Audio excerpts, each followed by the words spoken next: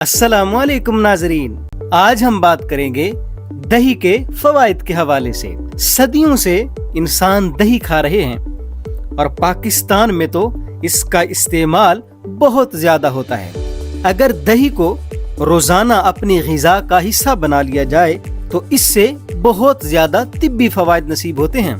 दही protein, calcium और बिलखुसूस probiotics का बेहतरीन खजाना है।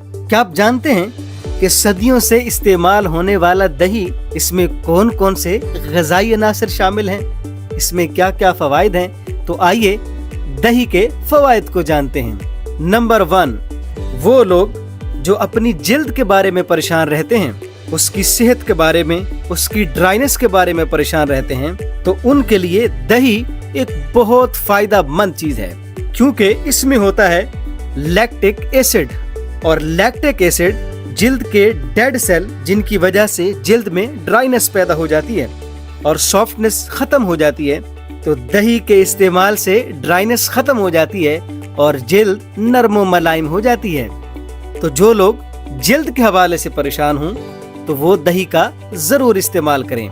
नंबर 2, क्योंकि दही दूध से बनती है और दूध में होता है कैल्शियम, और कैल्शियम हड्डियों को मजबूत करता है। तो अगर आप दही को इस्तेमाल करेंगे तो आपकी हड्डियां मजबूत हो जाएंगी।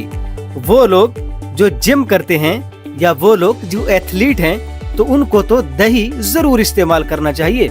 नंबर 3, दही मैदे के लिए अक्सीर का दर्जा रखता है, क्योंकि इसमें पाया जाता है प्रीबायोटिक्स, जो मैदे की सेहत के लिए बहुत ज्यादा जरूरी है।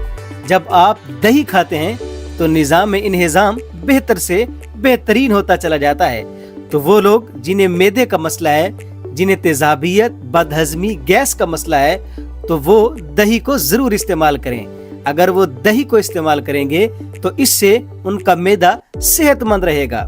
नंबर 4, और क्योंकि इसमें पाए जाते हैं विटामिन्स, कैल्शियम और इसके अलावा और बहुत सी चीजें, तो अगर आप दही को इस्तेमाल करें तो आपका इम्यून सिस्टम मजबूत हो जाएगा।